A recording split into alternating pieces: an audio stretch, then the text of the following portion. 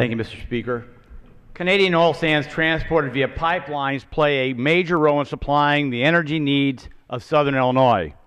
2 weeks ago, I visited the oil sands in Alberta, Canada, and here's exactly what we saw.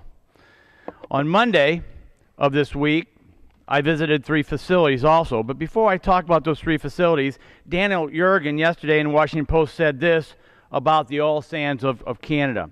Oil sands production in Canada today is 1.5 million barrels per day, more oil than Libya exported before the Civil War. Canadian oil sands output could double to 3 million barrels per day by the beginning of the next decade. This increase, along with its other oil output, would make Canada a larger oil producer than Iran, becoming the world's 5th largest behind Russia, Saudi Arabia, the United States, and China.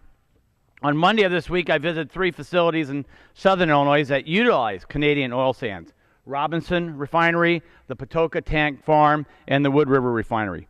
Pipelines play a vital role in providing the energy needs for our daily lives. There are over 2.5 million miles of pipelines in this country. 175,000 miles on onshore and offshore hazardous liquid pipelines, mostly oil. 321,000 miles on onshore-offshore gas transmission and gathering lines, and 2,066,000 miles of natural gas distribution mains and service pipeline. Keystone XL would stretch about 1,700 miles. Again, going back to Yergin's article, he says, though large, he's referring to the Keystone XL Pipeline, though large, it would increase the length of the pipeline network in the United States by just 1%.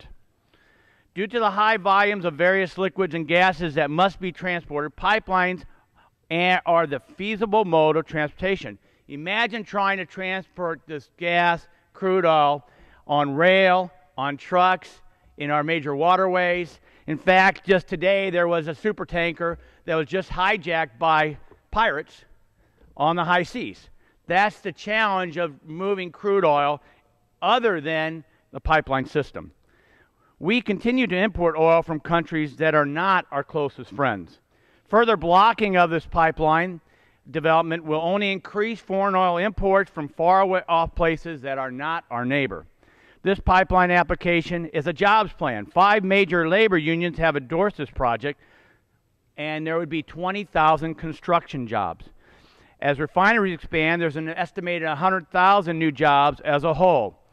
This Keystone XL Pipeline is supported by the AFL-CIO and several other organized labor groups. In fact, they have started to run ads today in support of the pipeline and encouraging the Obama administration to approve it. Canadian oil sands are already creating jobs in my district in southern Illinois.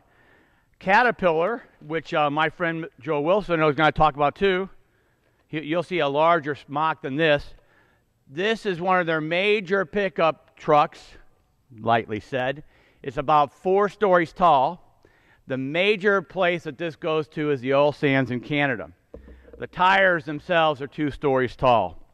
The Caterpillar 797, the largest truck they make, is partially assembled in Decatur, Illinois.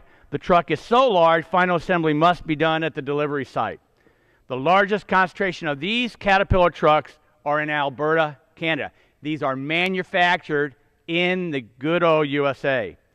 These are great Midwestern manufacturing jobs that are directly tied to the oil sands development.